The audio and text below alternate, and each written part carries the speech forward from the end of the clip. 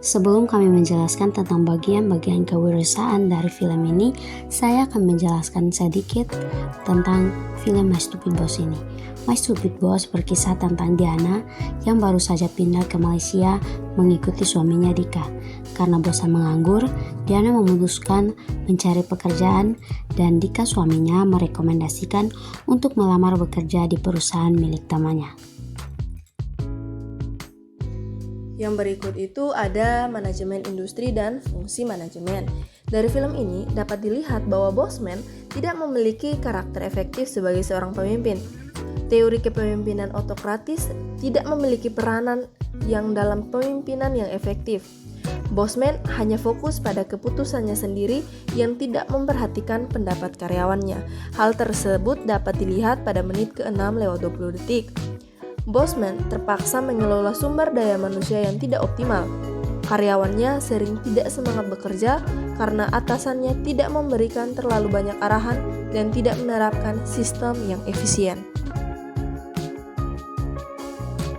Bossman tidak membayar gaji karyawan dengan teratur dan menganggap bahwa karyawan sebagai faktor produksi bukan sebagai aset perusahaan. Hal tersebut ditayangkan pada menit ke-30:20 detik. Kemudian, perusahaan ini juga tidak memiliki sistem aturan atau aturan yang pasti, di mana akibatnya sering terjadi kekacauan yang justru berasal dari Bossman sendiri. Bossman ini memiliki prinsip bahwa Bossman selalu benar atau bos selalu benar. Dan jika ia menginginkan sesuatu, maka harus terwujud. Selain itu, ia juga memiliki prinsip impossible we do, wonder we try. Dan hal tersebut dapat kita lihat pada tayangan di menit ke-20:50 detik.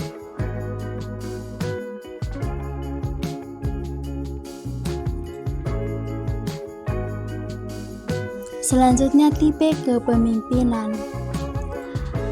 Dalam film Bossman, terdapat 4 tipe kepemimpinan.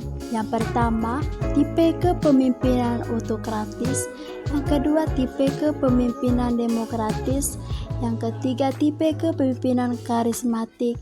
Dan yang keempat, tipe kepemimpinan birokratis. Yang pertama, tipe kepemimpinan autokratis, di mana Bossman memiliki sifat yang egois dan otoriter. Beliau menganggap bawahannya sebagai alat semata-mata. Dia juga tidak mau menerima kritik, saran, dan pendapat dari karyawan. Segala keputusan dan kebijakan yang diambil dari dirinya sendiri secara penuh.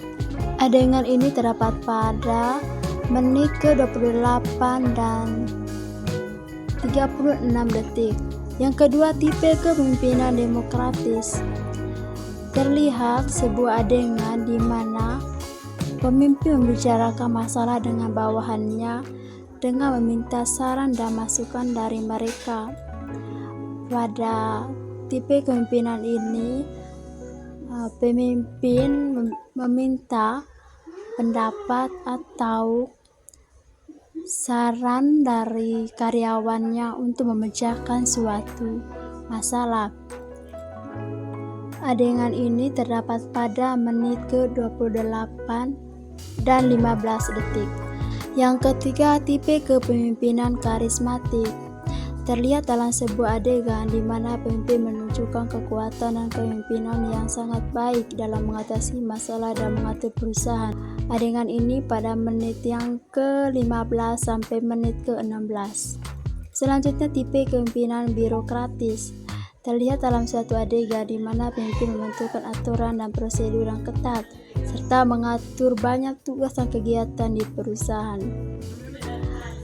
Adegan ini terdapat pada menit ke-16 dan detik ke-32.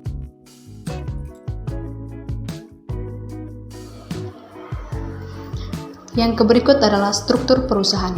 Dalam perusahaan ini tidak memiliki struktur yang jelas. Hal ini dapat dilihat dari pernyataan karyawan, di mana di situ dikatakan bahwa perusahaan tersebut tidak memiliki struktur yang jelas. Nah, yang berikut adalah yaitu prinsip dari perusahaan. Pada perusahaan ini, pada dasarnya tidak tergambar tujuan dari perusahaan, namun memiliki prinsip perusahaan yaitu apapun yang akan dilakukan selama tidak mengeluarkan uang. Yang berikut adalah tidak ada koordinasi dalam mencapai tujuan, karena semua diatur oleh bos sendiri tanpa kesepakatan dari karyawan lainnya. Selain itu juga, karyawan disuruh melakukan semua pekerjaan yang bukan tugasnya atau basicnya. Yang berikut implementasi organisasi. Implementasi organisasi ini ada 3. Yang pertama, dalam perusahaan ini memiliki rancangan yang kurang strategis karena bosman tidak mau mendengar pendapat karyawan. Sistem kerjanya pun tidak jelas. Ini terdapat pada menit ke-24 lewat 44 detik. Yang kedua, komunikasi dalam perusahaan berjalan tidak lancar karena bosman selalu menggunakan bahasa Indonesia sehingga banyak karyawan yang tidak paham maksud dari bos. Ini terdapat pada menit ke-17 lewat 15 detik. Dan pada menit ke-24 lewat 44 detik, bosman menggunakan bahasa planet. Pada menit ke-31 lewat 13 detik, bosman menggunakan bahasa alien. Dan yang ketiga, perusahaan tidak menerapkan teknologi dalam sistem kerjanya sehingga semua file ditulis tangan. Ini terdapat pada menit ke-13 lewat 47 detik. Berikutnya adalah pengelompokan lapangan kerja. Pada film Stupid Boss ini, lapangan kerja dikelompokkan menjadi 2, yaitu yang pertama berdasarkan jenis, termasuk lapangan kerja sektor industri pada bidang otomotif, diantaranya ekspor dan impor besi, bengkel mobil alat berat, dan seperangkat mobil. Bagian ini terdapat pada menit ke-9 lewat 45 detik dan menit ke-24 sampai menit ke-25. Yang kedua, bentuk lapangan kerja formal. Di sini si karyawan atau kerani menceritakan bahwa dia masih memiliki ikatan kontak kepada perusahaan sehingga dia tidak bisa mengundurkan diri dari perusahaan.